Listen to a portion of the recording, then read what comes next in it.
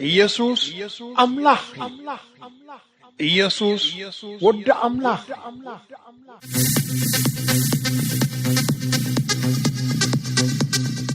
ሰባኽያን ኢየሱስ አምላክ ኢየሱስ ወደ አምላክ ኢየሱስ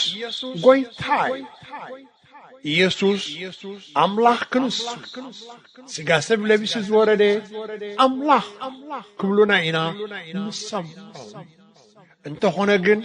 ከምቲ ሰባኽያንን ሰዓብቶም ዝብልዎ ኢየሱስ ሐቅ በሐቂ አምላክ ድዩ መጽሐፍ ቅዱስ አይኮነን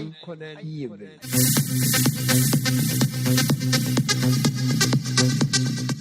ሰባኽያ ለትእዛዝ እግዚአብሔርን ኢየሱስን ጥሒሶም ኢየሱስ አምላክ ንዝብሉ ሰባኽያ እዘን ቅልል ዝበላ ሕቶታትና ክምልስዎን ብኽብረትን ዕዘትን ንሓተኩም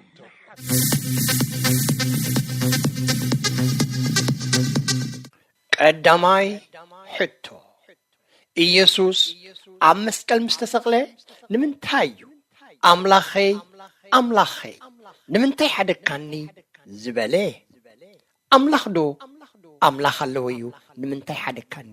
ዝበለ? ሰባኽያን መልስኹም